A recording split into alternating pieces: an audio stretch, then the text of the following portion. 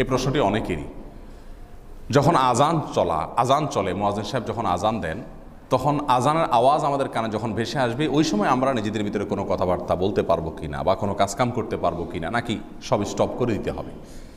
এই প্রশ্নের উত্তর হলো যে মুয়াজ্জিন সাহেব যখন আজান দেন তখন মুসলিমের ডিউটি হলো আজানের জবাব দেওয়া মুখে, হাতে অন্যান্য কাজ হতে পারে, কিন্তু মুখে কি হবে? আজানের জবাব দিতে হবে। এটা সুন্নত, মুস্তাহাব।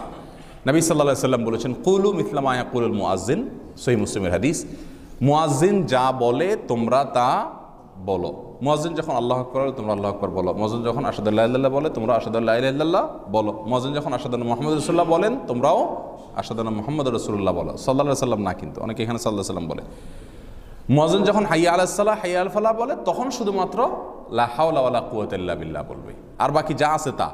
আশহাদু আন্না মুহাম্মাদুর রাসূলুল্লাহ বললে যে আশহাদু আন্না মুহাম্মাদুর রাসূলুল্লাহই বলতে হবে, এই কথাও মুসলিমের হাদিসে স্পষ্ট নবী সাল্লাল্লাহু আলাইহি ওয়াসাল্লাম উল্লেখ করে দিয়েছেন। অতএব এখানে কেউ বেশি বুঝা সাল্লাল্লাহু আলাইহি সাল্লাম বললে কিন্তু কি হবে? সেটা ভুল হবে। বেশিরভাগ মানুষ এই ভুলটা করেন।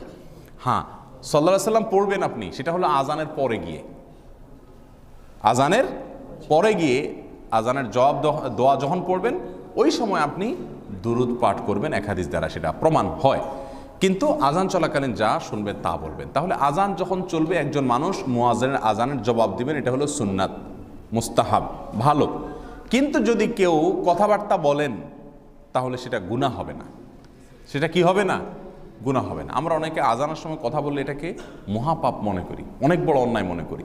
শরীয়ত যেটাকে যতটুকু গুরুত্ব দিছে ওইটাকে অতটুকু গুরুত্ব দিতে হবে। একটু বেশি গুরুত্ব দিয়ে দিলেন এটাও কিন্তু বাড়াবাড়ি হলো, সীমালঙ্ঘন হলো, এটাও কিন্তু মন গড়া হয়ে গেল। ইসলামের ভিতরে মন গড়া কোনো কিছু করা যাবে না। মুয়াজ্জিনের আজান শুনে জবাব দিলে তার ফজিলত অনেক বেশি।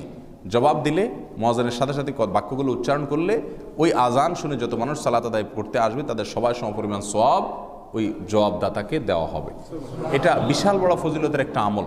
অতএব আজান চলাকালীন সময় কথাবার্তা না বলে জবাব দেওয়া উত্তম। কিন্তু যদি কেউ কথা বলে গুনাহ হবে না, তাকে ভৎসনা করা যাবে না। কারণ নফল আমল তরক করলে কাউকে কি করা যায় না? ভৎসনা করা যায় না। কেউ দরকার মনে চাইলে কথা বলতে পারে, তাতে কোনো গুনাহ হবে না, কোনো অসুবিধা হবে না। কথা বলতে পারে, কিন্তু উত্তম হলো কি করা? আজানের জবাব দেওয়া।